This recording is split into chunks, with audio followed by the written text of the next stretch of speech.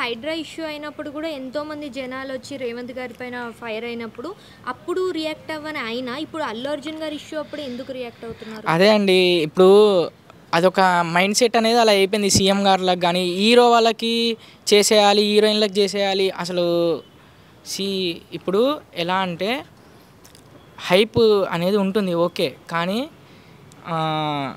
హీరోకి చేసేయాలి, హీరోయిన్‌కి చేసేయాలి, డైరెక్టర్లు చేసేయాలి, వాళ్ళు ఫేమస్ అయిపోతున్నారు గానీ, అసలు జనాలకేం జరుగుతుంది? ఏం చేయాలి? సీఎం ఎందుకయినాడు?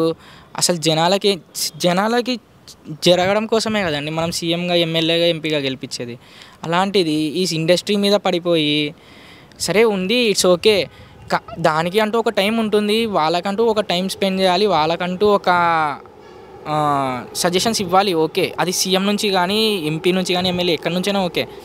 కానీ మెయిన్ మన జనాలు అనేది ఆశించేది ఎప్పటికైనా కూడా మన పబ్లిక్ మనకేం చేస్తున్నాడు, మనకేం పెడుతున్నాడు అనేది ఆలోచిస్తారు ఎప్పటికైనా కూడా. సో ఇన్సిడెంట్ బట్టి జరుగుతుంటాయి. కానీ ఇప్పటి నుంచన్నా నెక్స్ట్ సీఎం గారు కానీ, ఎంపీలు కానీ, ఎమ్మెల్యే కానీ ఎవరైనా కూడా జనాల మీద కొంచెం కాన్సన్ట్రేషన్ పెడితే ఎక్కువ మంచిది. అది ఏ స్టేట్ అయినా కూడా, ఎక్కడైనా కూడా. అంటే పర్టికులర్గా వీళ్ళే అని చెప్పనీకే మనకు లేదు. ఎందుకంటే ఎవరైనా హైప్ ఉన్న వాళ్ళ తరపు నుంచి ఇలా ఎగురుతుంటారు మామూలే అవన్నీ. సో జనాల మీద కూడా కొంచెం ఆలోచన పెట్టి ముందరికి నడిస్తే మంచిదని నేను కూడా మనస్ఫూర్తిగా కోరుకుంటున్నాను. సో ఓవరాల్‌గా ఆ దాడి చేసిన వాళ్ళకి మీరేం చెప్పాలనుకుంటున్నారు? దాడి చేసిన వాళ్ళకి నేనేం చెప్పాలనుకుంటున్నాను అంటే, అదొక వాళ్ళ మైండ్ సెట్ అండి. Number 1 mind set.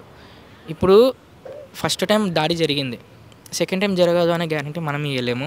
వాళ్ళు ఇవ్వలేరు, హీరో ఇవ్వలేడు, ఈ సీఎం ఇవ్వలేడు, పీఎం ఇవ్వలేడు.